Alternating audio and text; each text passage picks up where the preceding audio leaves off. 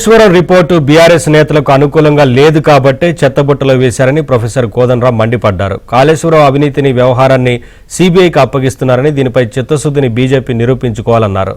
ఇక CBI enquiry విషయంలో ప్రభుత్వం అప్రమత్తంగా వ్యవహరించాలంటున్న ప్రొఫెసర్ కోదండరాంతో మా ప్రతినిధి సిద్ధార్థ ఫేస్ టు ఫేస్.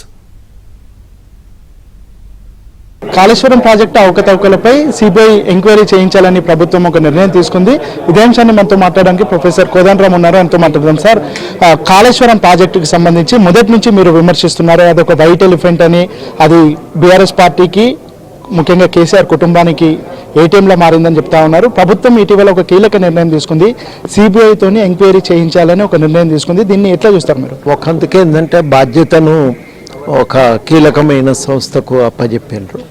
కొంత జాతీయ స్థాయి సంస్థ కాబట్టి జాతీయ స్థాయిలో ఉన్న వివిధ ఏజెన్సీల పైన ఏమన్నా ఎంక్వైరీ చేయవలసి వచ్చినా వాళ్ళు చేయగలుగుతారు. అంత మాత్రాన రాష్ట్రానికి ఉన్నటువంటి తన స్వతంత్రత, స్వయం ప్రతిపత్తి ఏం పోదు. తన రాష్ట్ర ప్రభుత్వం కోరిక మేరకు రాష్ట్ర ప్రభుత్వ ఆధ్వర్యంలోనే ఈ విచారణ అనేది జరుగుతుంటుంది కాబట్టి నష్టం కూడా ఏం లేదు.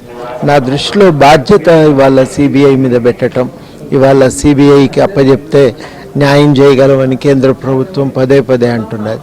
మరి వాళ్ళ బాధ్యత వాళ్ళని ఎత్తున పెట్టారు. వాళ్ళకు కూడా ఇందులో కొంత పాత్రను ఒకటి కల్పించటం కూడా ఒకందుకు నేను అనుకోవటం అయితే నిర్ణయం మంచిదే. సార్, కేంద్ర దర్యాప్తు సంస్థలని బీజేపీ జేబు సంస్థలుగా మారినటువంటి సిచ్యువేషన్ ఉందని బయట సమాజంలో ఒక వాదన ఉంది. ఇట్లాంటి సమయంలో కాళేశ్వరం లాంటి ఒక అత్యంత ప్రతిష్టాత్మకమైన కీలకమైన అంశాన్ని సిబిఐ చేతిలో పెడితే అంటే ఎంక్వైరీ పారదర్శకంగా జరిగే అవకాశం ఉందా? రాష్ట్ర ప్రభుత్వం జాగ్రత్తగా ఉండాలి, నిరంతరం వెంటబడి సరిగ్గా కేసు పురోగతి ఉండేటట్టు చూసుకోవాలి. ఇవాళ మరి కేంద్రం మీద మాకు అప్పచెప్తే మేము చూస్తామని అన్నారు కాబట్టి వాళ్ళ మీద బాధ్యత పెట్టారు. ఇప్పుడు వాళ్ళు మరి దీన్ని సీరియస్గా తీసుకొని న్యాయం చేయాల్సిన అవసరం ఉంది. వాళ్ళు పట్టించుకోకపోతే కేసు ఏమాత్రం బలహీనపడ్డా వాళ్ళు కూడా సమాధానం చెప్పుకోవాల్సిన స్థితిలో ఉంటారు.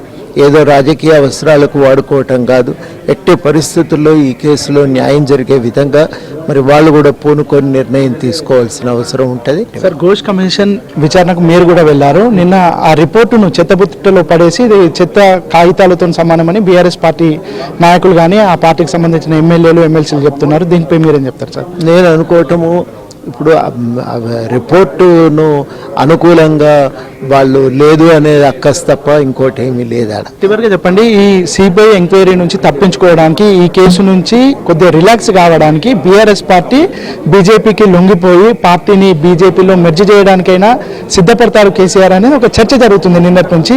అట్లా జరిగే అవకాశాలు ఏమైనా ఉంటాయా? బీజేపీ కూడా తెలుసుకోవాలి కదా, నిష్పక్షపాతంగా న్యాయాన్ని అందించే ప్రయత్నం చేస్తారా, రాజకీయ అవసరాలకే దీన్ని మరొకసారి వాడుకుంటారా అనేది వాళ్ళ మీద ఇవాళ ఒక బరువు బాధ్యత అయితే ఉంది వాళ్ళ మీద. ఆ బాధ్యతను వాళ్ళు గుర్తెరిగి రాష్ట్ర ప్రజలకు న్యాయం చేయాల్సిన అవసరము ఉంది. అందుకని రాష్ట్ర ప్రభుత్వం కూడా అప్రమత్తంగా ఉండవలసిన అవసరం కూడా మనకు కనబడతా ఉన్నది. రెండింటి రీత్యా నేను చెప్పేది ఏంటంటే, బాధ్యతను ఇవ్వటం కరెక్ట్ ఏజెన్సీకి ఇచ్చారు, ఇక దాన్ని నడిపించుకోవటం అనేది రాష్ట్ర ప్రభుత్వం కూడా పూనుకోవాలి. ఇవాళ కేంద్రం మీద కూడా ఒక బాధ్యత ఉంది. ఎన్ని రోజులు మేమైతే అవినీతిని పెళ్ళుకి వేసేవాళ్ళము, కూకటి వేలుతో పెకిలించేవాళ్ళము అని అన్నారు. ఇప్పుడు మరి వాళ్ళ ఒక అవకాశం దొరికింది. తమ పాత్రను తాము పోషిస్తారా, దీన్ని రాజకీయ అవసరాలకే వాడుకుంటారా అనేది తేలిపోనున్నది.